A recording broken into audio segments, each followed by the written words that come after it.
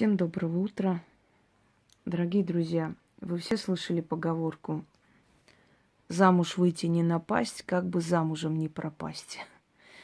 Эта поговорка на самом деле очень соответствует действительности, нашей действительности, вообще любой действительности во все века.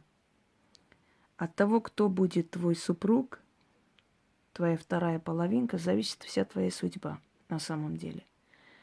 Если ты встретишь доброго душой человека, умеющего любить, а не все мужчины умеют любить, все говорят о любви, но не каждый из них умеет любить.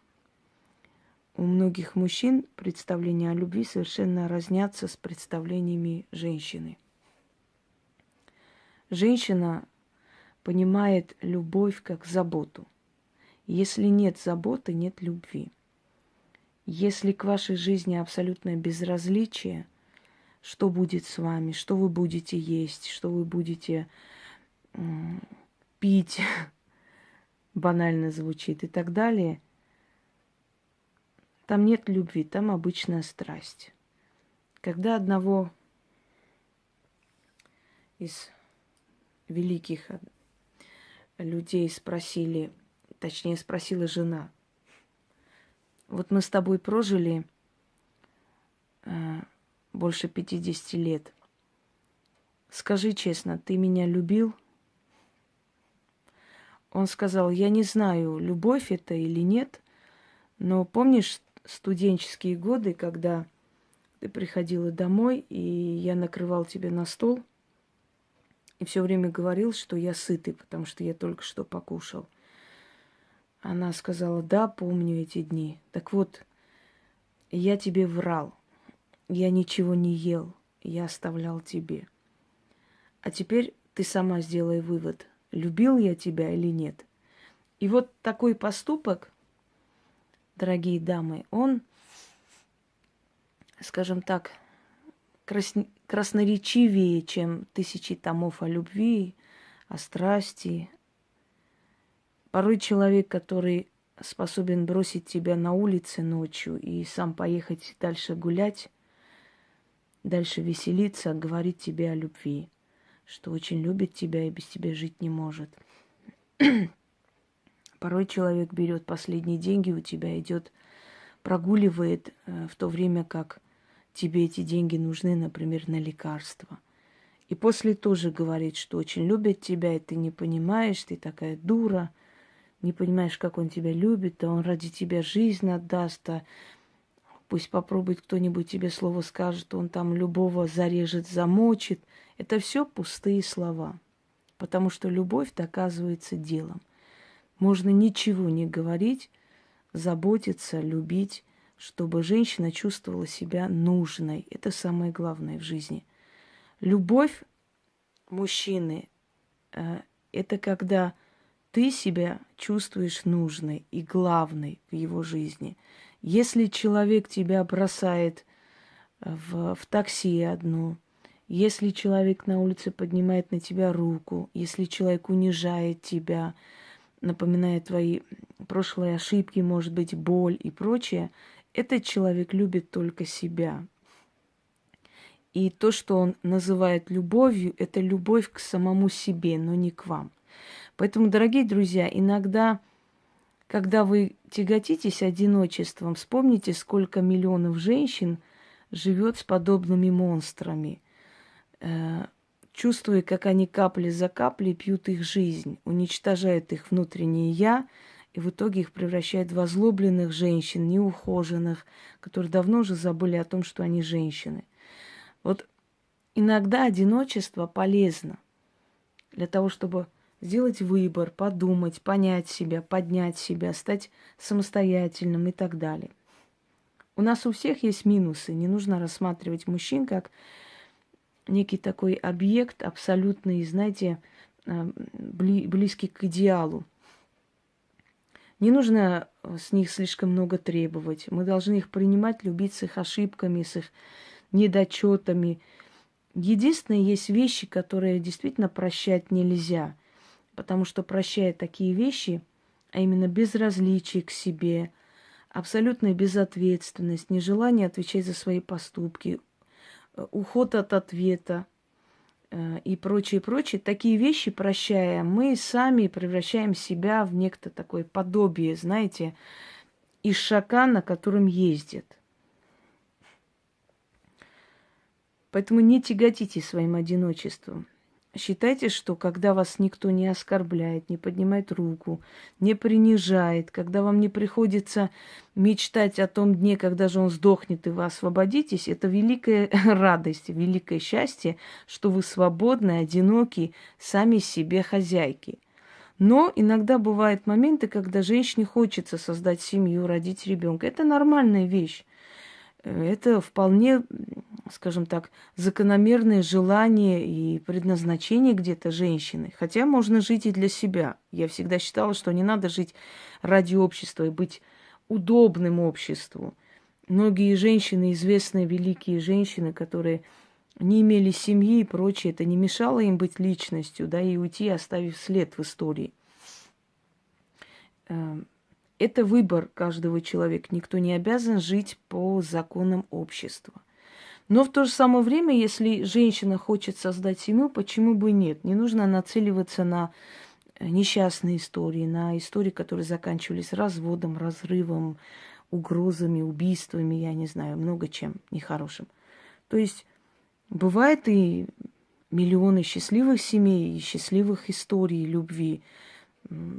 Просто мы, люди, привыкли сначала видеть плохое, потом хорошее. Это, видимо, такой первобытный инстинкт, страх, знаете, самосохранение. Сначала видеть плохое, чтобы себя обезопасить, а потом хорошее. И бывают моменты, когда женщина, много раз пройдя эту боль, одинаково переживая предательство, в итоге замыкается в себе и боится кому-либо доверять. Это тоже не очень хорошо. Это тоже нужно преодолевать, этот внутренний страх. Иногда женщины боятся создать семью, потому что перед глазами нехороший пример родителей, да? Много факторов.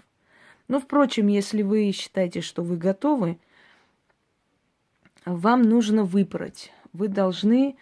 Вы знаете, иногда животные поражают тем, что они умнее женщин. Женщина выбирает самого херового самца, алкаша и тунеядца, и тащит на себе. А вот животное выбирает лучшего самца. Между прочим, животный мир, да, ради самки сражается. И самка наблюдает и выбирает победителя, чтобы его гены продолжались. А неудачник не оставляет свой генетический код. Представляете? Мы-то, женщины, выбираем самых бедных, несчастных мужчин порой, да, пока не поумнеем. А вот самки животного мира выбирают лучшего самца. И ему рожают детенышей, его генофон продолжают, самого красивого, сильного, который победил в единоборстве. Вот учиться нужно иногда у самок животного мира. Так вот,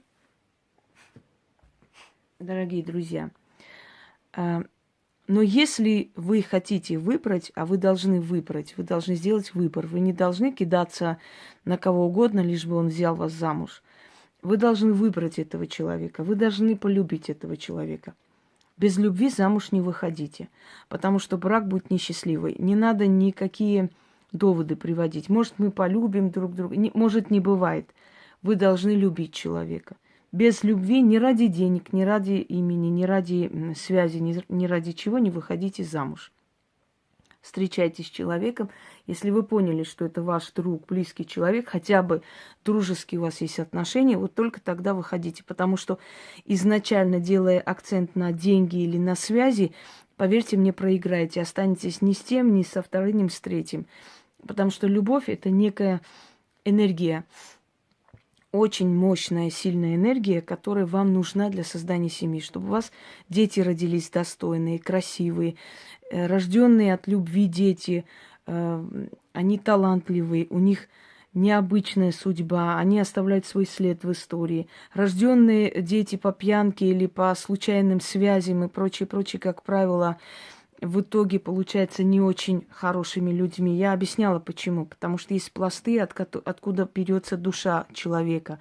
Между влюбленными людьми возникает очень сильный, знаете, такой энергетически сильный такой поток, который поднимается вверх, и из верхних пластов забирает душу вниз, и женщина беременеет. То есть беременеет и рождает личность, высокую душу, высокородную душу. А когда между людьми нету этой вспышки сильной, то душа берется снизу, нижних вот этих слоев астрала, а там обитают самые гнусные души.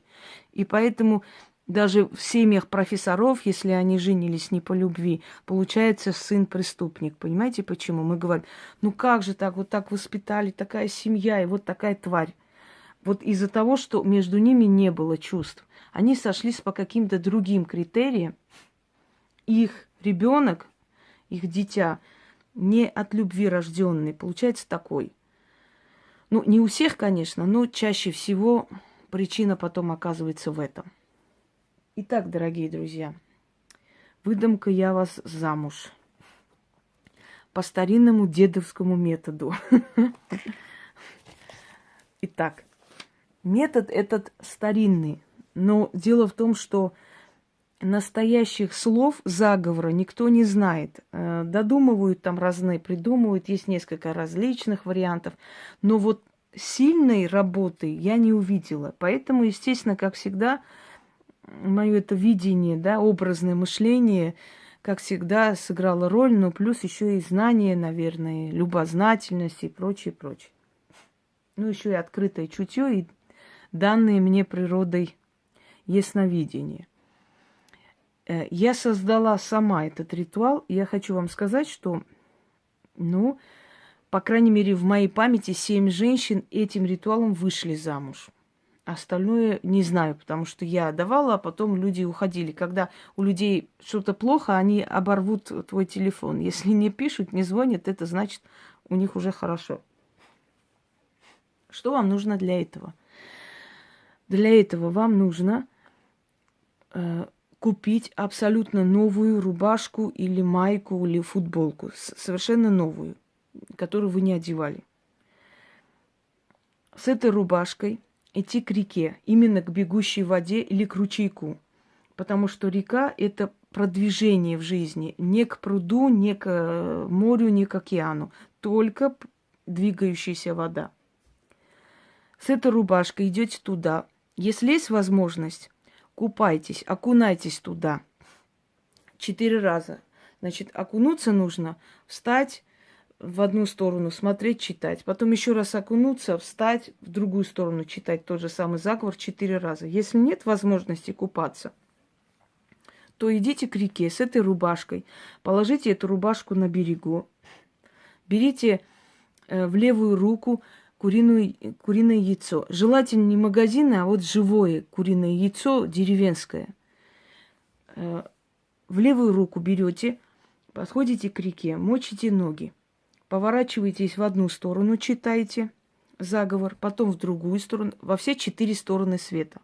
Потом куриное яйцо, держа над головой, говорите определенные слова, сейчас все скажу, что. И кидайте это яйцо туда, в реку, и не оглядываясь, уходите. Выходите на берег, снова говорите эти слова. Берете свою рубашку, завязываете в 4 узла, 4 раза повторяя тот же самый заговор. С этой рубашкой идете домой прямиком. Ну, может быть, на машине будете, поезжайте до дому. Приходите домой, развязываете эти узлы, каждый раз говоря тот же заговор. Либо просите маму вытирать вас, если вы купались, либо вытирать вам ноги, либо вы сами вытираете. И при этом снова говорите эти слова. Потом вешаете эту рубашку 4 дня. Сохнуть не трогайте, вот 4 дня. После 4 дней прячете. У вас от женихов отбоя не будет.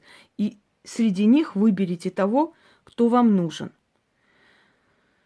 Значит, можете до реки доехать, выйти там, эту процедуру совершить. Можете быть не одна, если боитесь. В принципе, сейчас такое время, и одной и не надо, если у вас незнакомое место. Может прийти могут ваши подруги, только они не должны не спрашивать, не говорить, не разговаривать. Просто вы выйдете, молча доедете до дому, заранее их предупредите. Одна зайдете домой, это все совершите, закончите и так далее. Теперь заговор. Яна обычно печатает всегда за короткое время, и она подробно напечатает и скажет, как это все. Итак, взяли рубашку, куриное яйцо, поехали к реке, взяли в левую руку куриное яйцо, зашли в реку. Либо купаетесь, либо стоите, поворачиваетесь. Как вам удобно. Можете раздеться и искупаться, потом выйти одеться. А можете просто стоя в воде поворачиваться на все 4 стороны и читать. Как солнце поутру встает, так жених ко мне идет. Как река к морю течет, так жених ко мне придет. Я сватов жду, скоро дождусь. Боги великие, они меня услышат, выдадут замуж за лучшего из лучших. Заклинаю, сватов к себе призываю, да женихов принимаю. Из них лучшего выбираю, да будет так. Что хочу, то получаю. Аминь. С этими словами поднимаете над головой в левой руке яйцо и, кидая, говорите: женихи ко мне, сваты в мой дом. И кинули в реку. Выходите, не оглядываясь. Как вышли на берег, снова говорите, не оглядываясь на вот это выкинутое яйцо: женихи ко мне, сваты в мой дом. Выходите, если вы раздеты, одевайтесь, если так, значит, надевайте тапки, подходите, или что вы там, подходите, берете рубашку. Связывайте на 4 узла. Каждый раз, значит, привязывая узел, говорите: женихи ко мне, сваты в мой дом. Опять: женихи ко мне, сваты в мой дом. Женихи ко мне, сваты в мой дом. Там, женихи ко мне, сваты в мой дом. Кажется, 4 раза сказал, кажись. Все. Это все сказали, взяли рубашку и поехали домой. Или пошли домой. Заходите домой, развязывайте узел. Один узел развязали, сказали: женихи ко мне, сваты в мой дом. Опять второй узел, то же самое. Значит, и вот этими развязанными узлами вытираетесь либо себя, либо ноги. Или просите маму вытереть. Если вы вытираетесь, говорите эти слова, вытираясь 4 раза. Женихи ко мне, сваты в мой дом. Если вас мама вытирает, она говорит: женихи к нам, сваты в наш дом. Вот так. То есть меняет она немного. Эту рубашку повесьте, и никто не должен снимать его 4 дня. Вот на месте прям висит и сушится. Хоть на сушилку, хоть в ванной, куда хотите. Через 4 дня эту рубашку спрячьте. Не надевайте, никому не отдавайте, ничего. Как начнут к вам сваты идти, и когда вы уже решитесь и выйдете замуж, ну, после этого можете эту рубашку просто носить, как обычно. До этого энергия всего того, что вы сделали с этой рубахой или там с футболкой, она не должна быть затронута. Вот и все. Попробуйте сделать, потому что это старинный метод. Правда, ритуал мой, но метод старинный. То есть оно усиленное, проверенное веками. И оно вам поможет. Удачи и выходите замуж за хорошего человека. Знаете, есть такая армянская поговорка: замуж нужно выйти за того, кто мечом силен и сердцем добрый. Вот и все. Который может тебя и защитить, и любить, и понимать. Потому что от замужества очень многое зависит. Не только для нас, но и для наших поколений. Всем удачи!